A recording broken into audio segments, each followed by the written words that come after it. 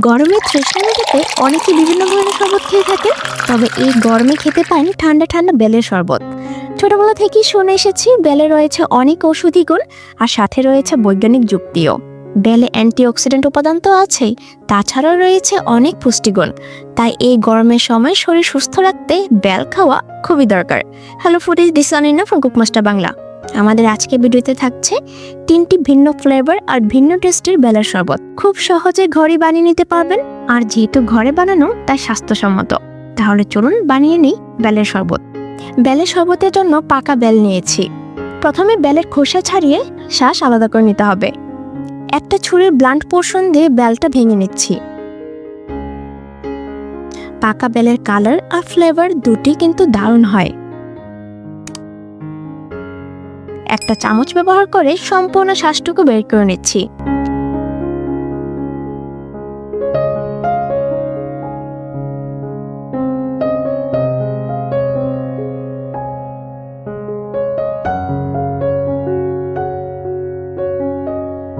এখানে 2টা বেলের শাঁস নিয়েছি। বেলের শাঁসের মধ্যে বিচিগুলো আলাদা করে নিতে হবে, কিন্তু বিচির আশেপাশে দেখবেন কিছুটা তরল থাকে। চেষ্টা করবেন তরলটা যতটুকু সম্ভব ফেলে দিতে।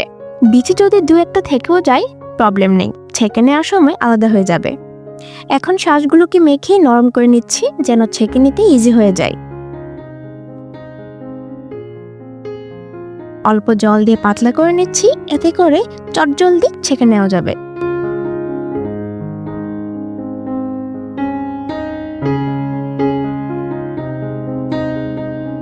যথেষ্ট পাতলা হয়েছে, প্রয়োজনে আরো জল ব্যবহার করব।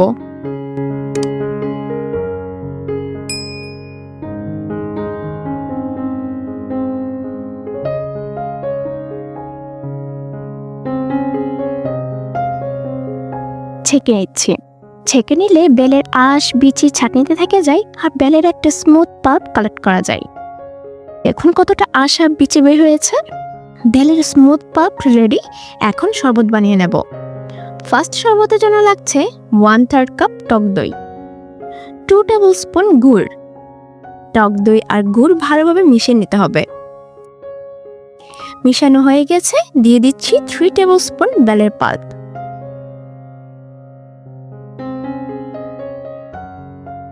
আর দিচ্ছি 1.5 গ্লাস ঠান্ডা জল। ভালো করে মিশিয়ে নিচ্ছি। গ্লাসে ঢেলে নিচ্ছি। রেডি টক দই আর গুড় দিয়ে বেলের শরবত। পার্সোনালি এই শরবতটা আমার খুব ফেভারিট। সেকেন্ড শরবতের জন্য লাগছে 3 টেবিল স্পুন বেলের pulp, 1/3 cup milk, 2 table spoon brown sugar, দিচ্ছি 1.5 কাপ ঠান্ডা জল। ভালো করে মিশিয়ে নিলেই রেডি আমাদের মিল্ক আর সুগার দিয়ে বেলের শরবত।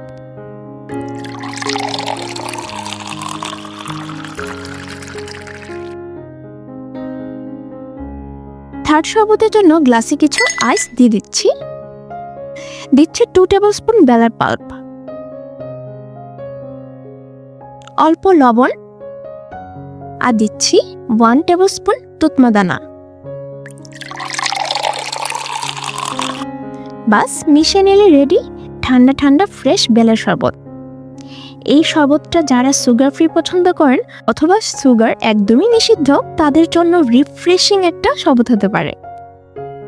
এই 3টি ভিন্ন ধরনের প্রতিটি শরবতই খেতে অসম্ভব টেস্টি।